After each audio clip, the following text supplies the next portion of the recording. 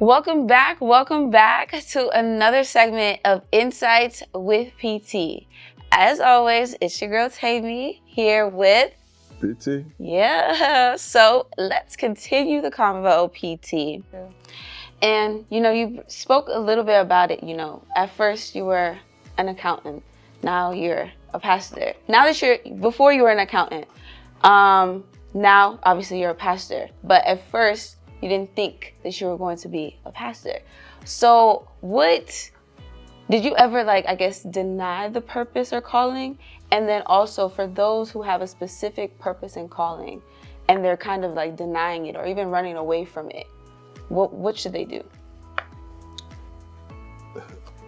In my case, I didn't even know God was calling me.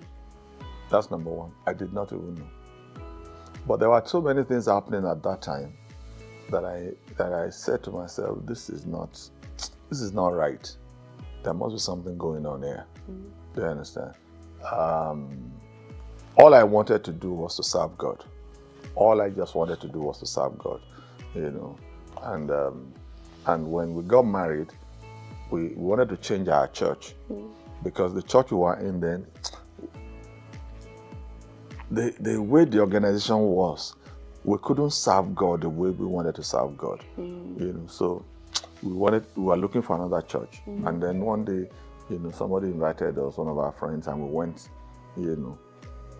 to the Redeemed Church at that time in Apapa. And as soon as I got there and the service started, I said to my wife, this is the church. And she said, how did you know? I said, I just know this is the church. So we started.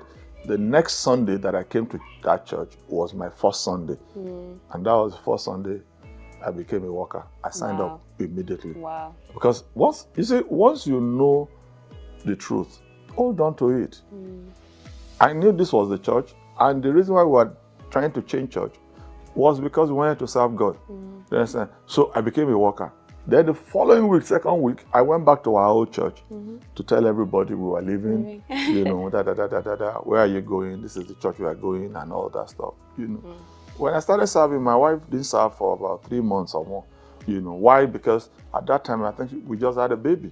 Do you understand? And it was going to be difficult for her to be getting up so early, and we had only one car. So I would take a public transport to church, and then she would bring the car later because we had workers meeting very early in the morning, and then she would bring the car, and then when we close, then we now go home together. And we did that for a while until she said, okay, let me join you also, and then we'll move on with life. Now, fast forward to this. I had done some businesses that, a particular business that was going very well, but at there was a point where we had major challenges, with our import. We were importing things and selling, and it was bad. By the time we got it and everything, and we sold, we made profit, but then there were losses here and there. There were so many things. So I said to God, God, why is this happening? I don't think I'm going to do this work again, this business again, But before that time, God now spoke to me. I said, about going to America and this and that and da. So I still didn't know that God was calling me to do a full time. Until I got to America, then all the money that I had for the business again, money was stolen, I was lost. I said, what's happening here? So I remember I prayed with someone then, and the person said, God, if you are calling this your son, tell him that you're calling him, because this losses is getting too much, And I went back to God, and God said, yes, I don't want you to do all those things. This is what I wanted to do. Yeah. Eventually we started the church. For 10 years of starting the church, I couldn't do any business. Wow. Because I didn't want to lose any money again. So I had to start waiting. I said, God, when it's time for me to start doing again, tell me. It was after 10 years that God said, okay, you have built this church so far, so good. You can start doing business now, but know that this is your first call. First calling. And that's it. That's it.